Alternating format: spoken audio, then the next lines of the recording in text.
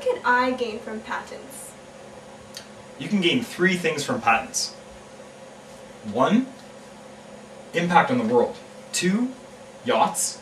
3, fame. How do patents make me famous? So the best way to become famous is to have a huge impact on the largest number of people possible. If you just license your invention in the conventional way, you're only going to reach people who can pay for it, which is only the people living in the OECD countries. Europe, North America, Japan. But if you use global access licensing, everyone in the world can access it.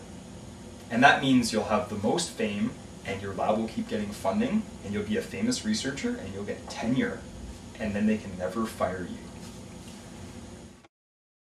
Why do I need companies to make my drug?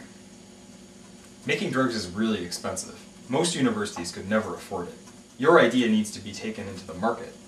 And for that to happen, you need to make sure it goes through a lot of testing. So animal testing you could probably do in your lab. But doing clinical trials is really expensive. So we require companies to step in and pay for it. Drug company sponsors research in my lab. Are we going to scare them away? No.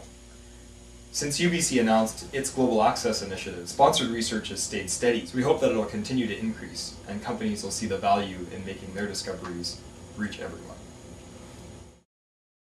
How long do patents last? Patents usually last 20 years.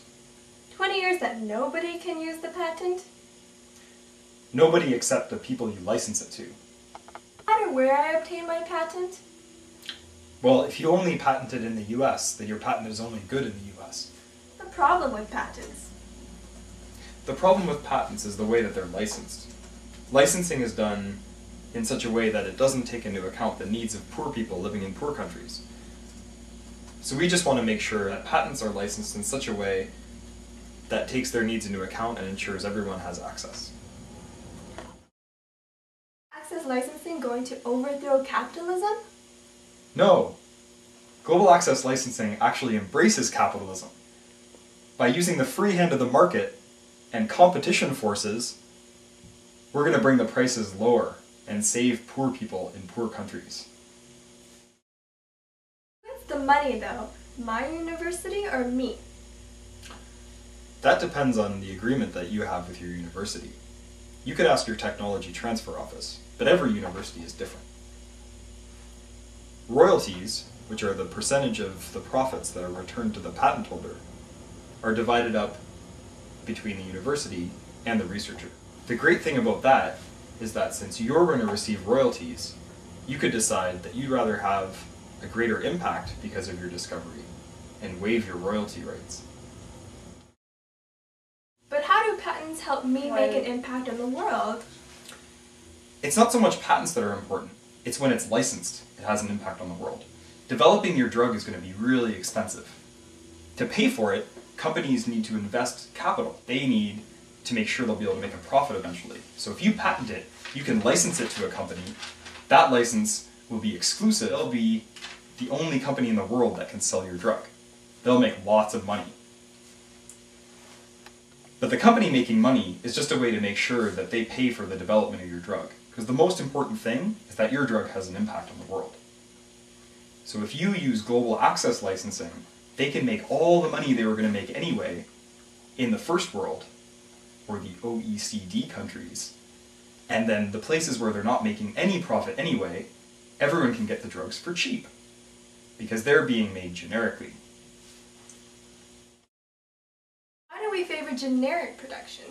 Generic production is the best way that we know of to keep prices as low as possible.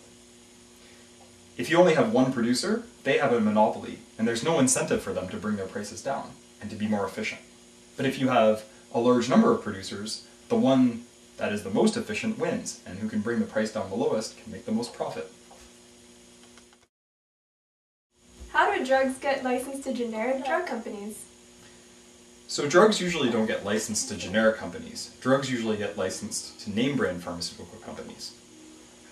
It depends what kind of license you're talking about, but the usual way is that a drug company gets this worldwide exclusive right to a patent to sell it wherever they want.